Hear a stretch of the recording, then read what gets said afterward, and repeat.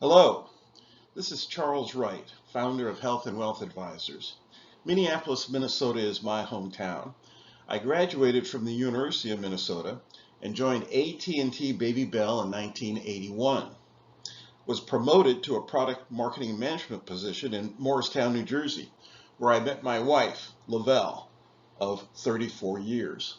I resigned my management position to pursue an entrepreneurial opportunity, then joined Xerox Corporation in 1986, where once again I was promoted to a product marketing management position in Rochester, New York. My son Evan arrived in January 1993. Xerox had a massive reduction in force in 1994. I moved my family to Orlando, Florida, where we built a state-of-the-art laundromat called the Oasis Mega Wash and Cleaners, which became the highest grossing laundromat in Central Florida. We sold the business in 2004. My wife earned her master's in education. I pursued a career in financial services. After the introduction of the Affordable Care Act, I became involved in the individual and Medicare marketplaces. As a result of these experiences, I developed an advisory process called Integrated Healthcare and Financial Planning.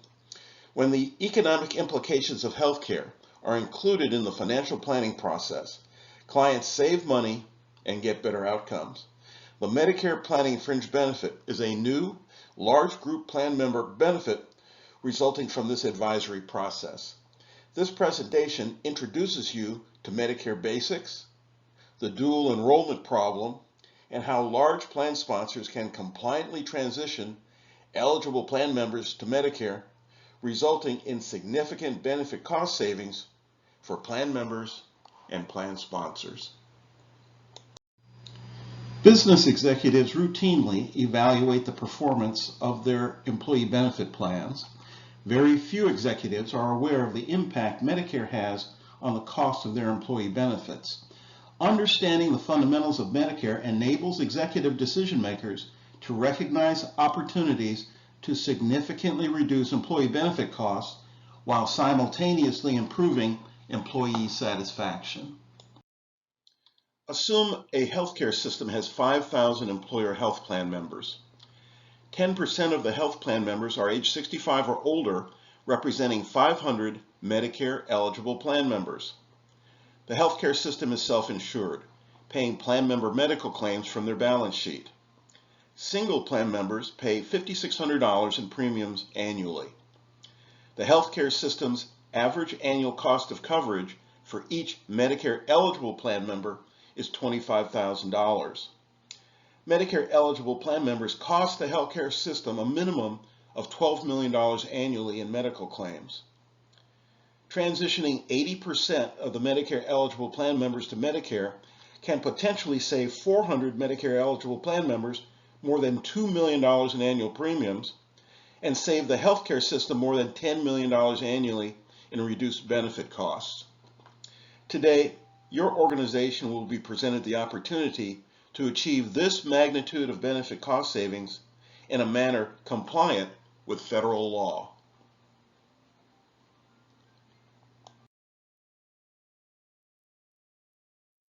Okay, so you're trying to understand Medicare, and it can be really confusing. Like, when do you have to start thinking about all this stuff? Well, if you're coming up on the magic 6-5, it's time. Or if you're like a lot of us and retiring later, you're ready as soon as you don't have employer health insurance anymore. Maybe you already have a Medicare plan, but you're thinking about switching it up a little bit. No matter what's going on, you need to know some basics. So let's get started. Medicare has 4 parts: A, B, C, and yep, you guessed it, D. Plus there's this 5th thing called supplemental. We'll get back to that. So what do the letters really mean? Well, Part A is for when you go to the hospital. Paging Dr. Bender. And you get it just by signing up for Medicare. We have a whole nother video that explains signing up. For most, you get Part A automatically, and it costs you zero, nothing. Parts B, C, and D, on the other hand, are optional. If you want them, you buy them. Part B is for when you go to the doctor. Stuff like routine physicals, blood pressure checks, tests, things like that. Part C? Well, let's say you want to add eye care or dental coverage or something else. That's where Part C comes in. It's also called Medicare Advantage, and it's pretty cool. Part C combines A and B, along with some of the other stuff you want. Then there's Part D. Part D is prescription drug coverage. Now, you can buy it on its own, or you can get it with Part C and wrap the whole thing up in one neat little package. You can also buy a supplemental policy if you want. They're called that because they cover some of the costs not included in A or B. Well, there you go. Those are the basics. Still want to know more? Go to Medicare.gov or check the other videos in this series at MedicareMadeClear.com. How does Medicare impact health plan sponsors and Medicare eligible plan member benefit costs? Social Security gives workers the option to take benefits anytime between age 62 and 70, and it offers incentives to those who are willing to wait. Those who claim income benefits at age 62 have to accept 75% of what they receive at full retirement age. Social Security automatically enrolls early income benefit recipients in Medicare Part B at age 65. Most retirees either cannot afford to wait or don't think the trade-off is worth it. Yet despite the prospects of getting larger payments from Social Security, 62 is still the most popular age for people to claim their Social Security income benefit, according to the government's most recent data. A growing number of Americans are working after age 65 for a variety of reasons, including good health, the need for income, and to maximize future Social Security income benefits. A recent Pew Research study estimates that almost 20% of the U.S. workforce is represented by workers age 65 or older. These Medicare-eligible employees are typically enrolled in their employer group health plan. Most of these Medicare-eligible employees have access to suitable cost-saving Medicare plan options. The problem is they don't know how Medicare works and can't compare the cost of their group health insurance plan with their most suitable Medicare plan options. The 2020 Kaiser Family Foundation Employer Health Benefit Study found the average annual employer health plan contribution to be nearly $16,000 for single plan members. The average annual single plan member contribution to be almost $5,600. Most eligible plan members would be better served in a suitable Medicare plan. Most eligible plan members choose Medicare Advantage plans with a $0 monthly premium. After the eligible plan member enrolls in Medicare Part B and transitions to Medicare, the plan sponsor saves an average annual benefit cost of nearly $16,000 per eligible plan member. Eligible plan members save an average of more than $5,000 to over $10,000 in annual premiums and cost-sharing expenses. Everybody wins. Medicare eligibles cost more. There is a direct correlation between age and healthcare cost. Healthcare risk increases with age. The aging process increases exposure to chronic illnesses. These illnesses require medical treatment, which can be expensive. This chart from a Kaiser Family Foundation study shows the percentage of Medicare beneficiaries experiencing functional impairment, fair to poor health, and multiple chronic illnesses. Though the average annual employer health benefit contribution is around $16,000, Medicare eligibles' average annual employer contribution is 2 to 3 times the national average, depending on the claims experience of the employer group plan. 57% of Social Security recipients claim their Social Security income benefit prior to reaching full retirement age. The Social Security Act requires early benefit recipients to be automatically enrolled in Medicare Part B at age 65. It's estimated that approximately 50% of these new Medicare beneficiaries are simultaneously enrolled in an employer health plan with more than 20 employees. Medicare requires these employer health plans to be primary in paying medical claims. Social Security recipients automatically enrolled in Part B have the option to delay Medicare Part B, but due to lack of knowledge and or fear of the late enrollment penalty, so few people delay Medicare Part B that CMS doesn't even track the number that delay. What does this all mean?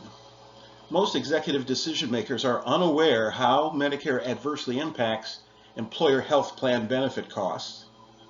Improved longevity and economic factors are increasing the number of Americans working past the age of 65. Most of these workers are members of an employer health plan. Working Medicare eligibles don't know they can get better health insurance at lower cost enrolled in a Medicare plan. About 50% of these workers are paying a Medicare Part B premium that federal law prevents them from using. This dual enrollment problem has cost employer health plans and plan members over $1 trillion since 1980, when the Medicare Secondary Payer Act was enacted into law. April 16, 2018, Charles Wright, Principal Advisor at Health&Wealth Advisors, LLC, presented the following to the Secretary of Health and Human Services, the CMS Administrator, and the Health and Human Services Inspector General. Request for approval of an employer group waiver plan waiver that provides financial relief for Social Security recipients automatically enrolled in Medicare Part B while simultaneously enrolled in an employer-sponsored group health plan by allowing enrollment in a group Medicare plan, EGWP, without the requirement to be simultaneously enrolled in the employer-sponsored group health insurance plan. July 18, 2018, the following response was received from CMS. After careful consideration, we have determined that waiving the relevant MSP statutes and regulations would not be in the interest of the Medicare program. While we acknowledge that some working Medicare beneficiaries may have elected to enroll in Part B in error, we do not believe limiting the MSP rules as proposed is the appropriate remedy. CMS does not acknowledge the fact that automatic enrollment of Social Security recipients into Medicare Part B has the unintended consequence of creating waste and abuse for Americans simultaneously enrolled in an employer health plan. The estimated annual cost to Medicare beneficiaries and employer health plans is over $30 billion. This dual enrollment problem has cost the U.S. economy more than $1 trillion since 1980, when the Medicare Secondary Payer statutes were enacted. The Medicare Planning Fringe benefit was created to convert this specific Medicare program waste into significant employee benefit cost savings. Let's find out how this is accomplished. Have you ever heard the term MSP and wondered what it meant? MSP stands for the Medicare Secondary Payer Act, which was enacted by Congress in 1980. The statute prohibits Medicare from acting as the primary payer for any injury-related medical services or prescription drugs when there's another responsible party liable for the injury. According to the MSP statute, the following types of insurance plans are deemed primary to Medicare: workers' compensation, no-fault insurance, auto insurance, liability insurance, and self-insured health plans.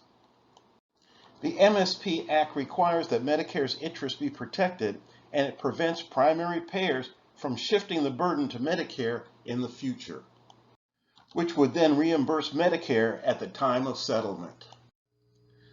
Medicare Secondary Payer Statute violations apply to self-insured large group health plans that discriminate against Medicare eligibles in ways such as failure to pay their primary benefits, offering coverage secondary to Medicare, terminating coverage when plan members become eligible for Medicare, limiting coverage for Medicare eligible plan members, charging Medicare eligibles higher premiums than other plan members, imposing longer waiting periods for Medicare eligibles, and offering financial incentives for Medicare eligibles not to enroll or to terminate employer health plan membership. Does the Medicare Planning Fringe Benefit violate the Medicare Secondary Payer Statutes? Let's find out how CMS answered this question. CMS determined the Medicare Planning Fringe Benefit is entirely an educational material, meaning the Medicare Planning Fringe Benefit requires no further compliance review by CMS. Designation of the Medicare Planning Fringe Benefit as entirely an educational material eliminates CMS compliance risk exposure associated with large employer health plans because Medicare educational materials are not regulated and do not require compliance review by CMS. How and why did this occur? All marketing materials related to Medicare must complete a compliance review by CMS. On October 23, 2019, with the support of the National Association of Health Underwriters, the Medicare Planning Fringe Benefit was submitted for compliance review by CMS. November 5, 2019, James Canavan, CMS Division of Surveillance, Compliance, and Marketing, under supervision by CMS Directors Christine Reinhart and Timothy Rowe, responded with the following. Thanks for your patience. CMS has reviewed your presentation and has determined that it is entirely an educational material. CMS does not require most educational materials that are designed to inform about Medicare Advantage, Part D, or other Medicare programs to be entered into the health plan management system or reviewed by a CMS marketing reviewer. However, the material must still meet the requirements in our Medicare communications and marketing guidelines. This conclusion by CMS mitigates large plan sponsors' CMS compliance risk associated with implementation of the Medicare Planning Fringe Benefit. To further document the conclusions of the CMS compliance review, the following was requested. The prompt review of this matter by CMS is appreciated. For the benefit of Congresswoman Val Demings, National Association of Health Underwriters, and other stakeholders, please provide CMS's response on agency letterhead with the signature of the CMS manager overseeing the review process. CMS responded with the following. We appreciate your request, but it is outside the boundaries and requirements of our participation in this matter.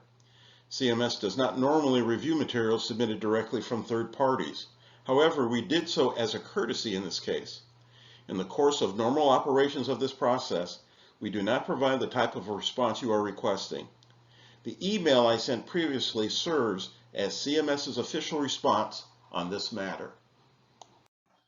Large employers have the opportunity to reduce employee benefit costs significantly by offering the Medicare Planning Fringe Benefit to Medicare eligible plan members. These cost savings are accomplished by educating Medicare eligible plan members about how the Medicare program works. Eligible plan members receive a customized Medicare plan comparison report. This report documents the known costs of the plan member's most suitable healthcare plan options. Exposure to this cost-saving information, along with consultations with a benefit advisor, compels most Medicare eligibles to enroll in a suitable Medicare plan. The Medicare Planning Fringe Benefit provides a compliant process for transitioning Medicare eligible plan members to the most suitable Medicare plan option. Plan sponsors and plan members benefit from significant cost savings as a result of the employer offering the Medicare Planning Fringe Benefit. Mary Smith just turned 66 after working for the Acme healthcare system 20 years. Mary plans to work until she's 70. Her husband John is 67 and retired. John is a dependent on Mary's health insurance plan. John has Medicare Part B. Mary pays $400 a month for their Acme Group Health Plan. If John wasn't on her insurance plan, Mary would pay $200 a month for health insurance. Mary learned about the Medicare Planning Fringe benefit that helped her understand their Medicare plan options. Mary and John completed the Medicare Fact Finder. After receiving their Medicare plan comparison report and completing the telephone consultation, Mary and John made some decisions. Mary has decided to enroll in Medicare Part B. Then she and John will enroll in $0 monthly premium Medicare Advantage PPO plans.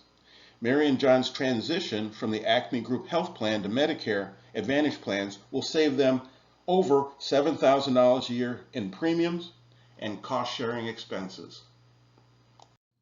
This is what Mary Smith's Medicare Plan Cost of Ownership Summary looks like.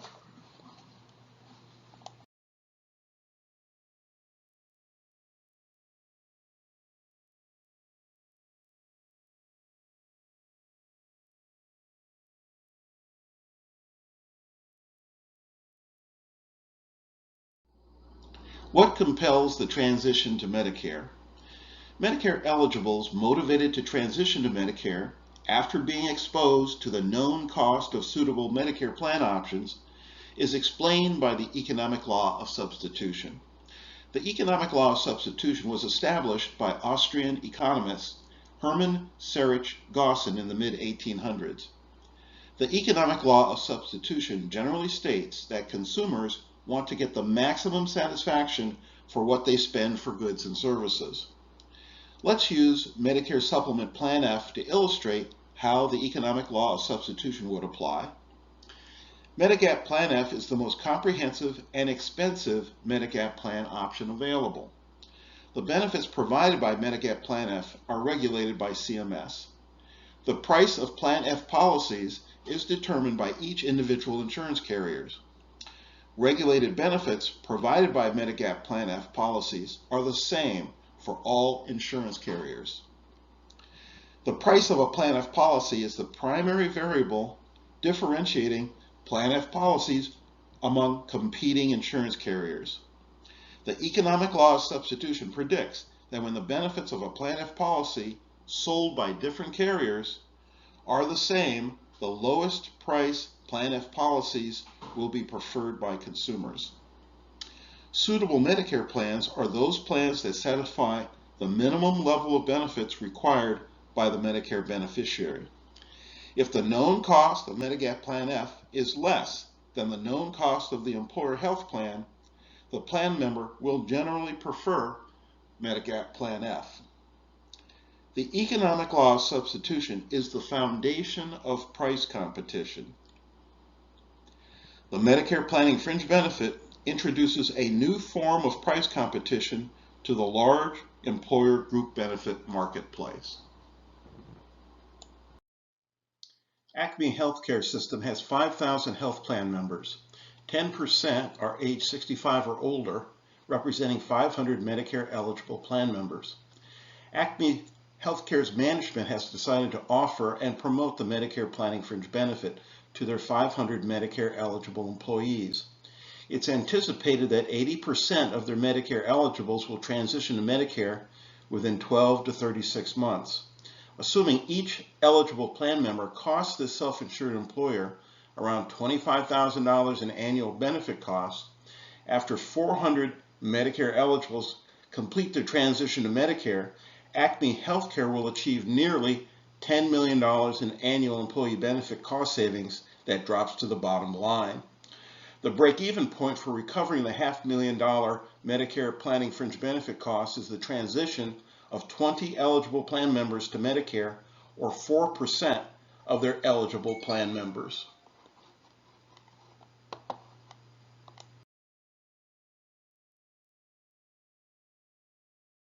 Your company is invited to sponsor a Medicare Planning Fringe benefit pilot project. This is an opportunity for a minimum of 25 to a maximum of 100 eligible plan members to experience the Medicare Planning Fringe benefit. There is no charge for participation in a pilot project. If the pilot project sponsor proceeds with full implementation of the Medicare Planning Fringe benefit, a service fee will be charged for each of the sponsor's eligible plan members.